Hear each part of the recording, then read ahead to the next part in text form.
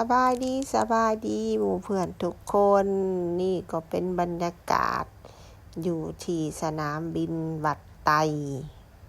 เฮาจะเตรียมตัวไปเที่ยวกันกับกรุ๊ปทัวร์กรุ๊ปนี้เนาะกรุ๊ปทัวร์อัมพรไปเที่ยวเมืองสงสิ่งที่กำลังเป็นกระแสยอดฮิตยอดมีผู้บ่าวจีนมาขับรถจักรแล้วเฮาก็ไปขี่รถจักรเพื่อกอดแอวผู้บ่าวจีนนั่นเองการไปในครั้งนี้จุดประสงค์เฮามันก็คืออันนั้นแหละเนาะทุกคนเนาะและทางทัวร์เพิ่นก็ได้มีธงพายและกระหมวกและกะข้าวจี่ปาเต้เป็นธงยังชีพเนาะในตอนค่ำของมื้อนี้เพราะว่าการไปจีนมื้อนี้ก็จะไปถึงค่ำเนาะอันนี้ก็จะแม่นพนักงานนำทัวร์เฮาก็จะแนะนำในการนำทัวร์ในการเฮ็ดเอกสารในการไปขึ้นยนต์อีหยังต่างๆนานาเนาะเพิ่นก็อธิบายแล้วก็เรื่องการเข้าห้านค้าของรัฐบาลจีนว่ามันต้องได้เข้าเพราะว่าเป็นกฎของ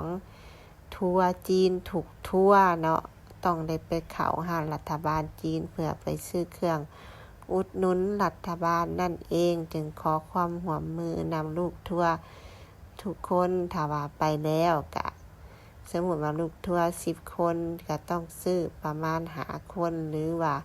ลูกทัวร์เฮามี25คนก็ให้ซื้อประมาณ10คนซะก็ยังดีหั่นนะเพื่อเป็นการอุดหนุนรัฐบาลจีนและเป็นการช่วยเหลือทัวร์เพราะว่าทัวร์ที่เฮามาในเมืองลาวมันจะเป็นทัวร์ราคาถูกและจะได้เงินช่วยเหลือจากรัฐบาลจีนมาแล้วเนาะต้องซื้อซอยทัวร์เนาะเพราะว่าทัวร์เขาจะมีคะแนนทัวร์เส้นเดียวกันเนาะอันนี้ก็เป็นกรุ๊ปทัวร์ของเฮาเนาะแล้วมีหมู่แล้วก็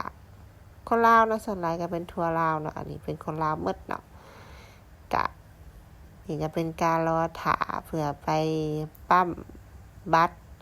โหลดเครื่องเนาะท่าเป็น2 ชั่วโมงจึงจะได้ไปขึ้นยนต์อันนี้เฮาก็จะพากันไปขึ้นยนต์เนาะทุกคนเนาะขึ้นยนต์จีนเพื่อจะไปจีนไปเมืองสงสิ่งกันนะทุกคนเนาะนี่ก็สภาพอยู่ในยนต์เนาะทุกคนเนาะยนต์ก็อยากฮ้อนน้อยนึงหลังจากเฮาลงมาจากยนต์แล้วกับปะทะเข้าด้วยอากาศหนาวและก็ฝนตกโอ้ยแผ่นเลือกมายามนี้เนาะคิดว่ามันสิบ่หนาวปานใดแต่เฮาลืมไปว่าในช่วงที่จะใกล้คริสต์มาสหรือเข้าดาวมันก็จะอากาศเย็นหรือหนาวอยู่แล้วแต่ก็ดันเลือกช่วงนี้เนาะทุกคนเนาะ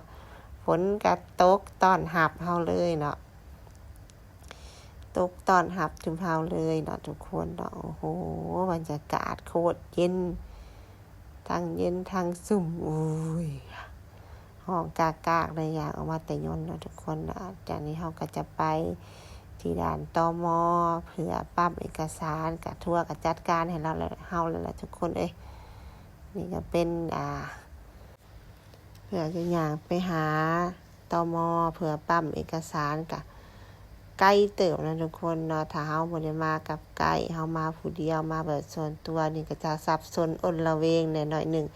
โดยเฉพาะคนที่บ่เคยได้ไปเที่ยวต่างประเทศนี่แบบว่า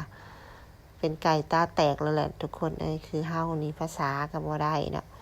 ภาษาอังกฤษก็บ่ได้ภาษาจีนก็บ่ได้นี่แม่นตายแล้วนะทุกคนเนาะเพราะว่าอยู่จีนเพิ่นก็บ่ค่อยจะใช้ภาษาอังกฤษกับนักท่องเที่ยวปานใดแต่พวกเพิ่นสามารถเข้าใจภาษาอังกฤษได้เนาะแต่ว่าบ่เว้าเนาะอันนี้เฮาก็ออกมาฮอดสนามบินแล้วก็จะเห็นเครื่องกดน้ำอัตโนมัติเฮาก็มาลองกดเบิ่งกดน้ำร้อนมันก็เบิดแล้วนะมันเบิดแล้วเพราะว่ามันอากาศเย็นเฮาก็บ่อยากกินน้ำเย็นถ้าเฮาอยากกินน้ำร้อนผัดน้ำร้อนผัดเบิดเหลือแต่น้ำเย็นน้ำก็หวานๆนะทุกคนเนาะห้องน้ำห้องในในสนามบินนี่ก็บ่ค่อยหลายแล้วก็สะอาดนะทุกคนสะอาดอีหลีห้องน้ำในสนามบินนี่เนาะเฮาก็เตรียมตัวหลังจากที่เฮ็ดเอกสารอีกอย่างแล้วก็เตรียมตัวจัดแถวเพื่อกวดเช็คจำนวนคนเนาะจำนวนคนเพื่อจะเดินทางไปที่ ที่พักอยู่ที่ชงชิ่งนี่เองเนาะทุกคนเนาะและคลิปของเฮาจะไปเที่ยวไสแหน่จะเป็นแนวใดก็ขอให้หมู่เพื่อนทุกคนติดตามกันต่อไปในคลิปหน้าเนาะเฮาจะบ่ลงคลิปยาวปานใดญาติหมู่เพื่อนทุกคนเบื่อเนาะทุกคนเนาะขอทุกคนหมู่เพื่อนทุกคนรับชมกันให้จบคลิปเนาะทุกคนเนาะและการที่เฮาไปเมืองจีนเนาะคันว่าอันนี้มาบอกไว้เนาะคันว่าทุกคนที่จะไปเนาะให้สามารถเปิดอินเทอร์เน็ตข้ามประเทศเลยเนาะทุกคนเนาะถ้าว่าเฮาไปใช้อินเทอร์เน็ตที่ประเทศจีนหรือว่าใช้ Wi-Fi ที่ประเทศจีนแอปของ Google นั่นจะบ่สามารถใช้ได้จะใช้ได้แต่ WeChat เท่านั้นเนาะทุกคนเนาะแต่ถ้าหากว่าเฮาเปิดข้ามแดนอัตโนมัติมาเฮาจะสแกนจ่ายเงินก็ได้ง่ายเนาะเพิ่นรับเบิดเงินกีบเงินบาทสแกนทาง WeChat ก็ได้สแกนทางบัญชีเงินก็ได้เนาะทุกคนแต่ว่าสแกนแล้วก็ต้องเขียวปิดเพราะฉะนั้นเงินเฮาจะหัวไหลเนาะให้เปิดโตช้อปปิ้งออนไลน์เนาะเปิดออนไลน์หรือเปิดข้ามแดนสแกนข้ามแดนเนาะทุกคนแล้วก็เปิดสัญญาณอินเทอร์เน็ตข้ามแดนหันจะสบายกว่าเนาะหลังจากนั้นเฮาก็ขึ้นรถทัวร์เนาะเพื่อจะไปยังโรงแรมที่เฮาจะไปพักเนาะทุกคนเนาะในมื้อนี้มาถึงเมืองชงชิ่งก็ตีหนึ่งพอดีเนาะทุกคนเนาะก็มีแต่ต้องนอนอย่างเดียวก็เสียไปมื้อนึงอันนี้ก็คือห้องนอนของเฮาเนาะสะอาดสะอ้านเฮานอนกันอยู่3คนนะทุกคนเนาะเพิ่นก็เลยจัดห้องให้แบบนี้เนาะห้องน้ำสะอาดสะอ้านดีเป็นซักโครกมีไดร์เป่าผมมีโทรทัศน์ในการน้ำดื่มเนาะทุกคนเนาะมีฮีตเตอร์มีแอร์เนาะโอเคทุกอย่างมีWi-Fi แต่เฮาก็เล่นแอป Google บ่ได้อยู่ดีเนาะถ้าเป็น Wi-Fi ที่ประเทศจีนเนาะทุกคน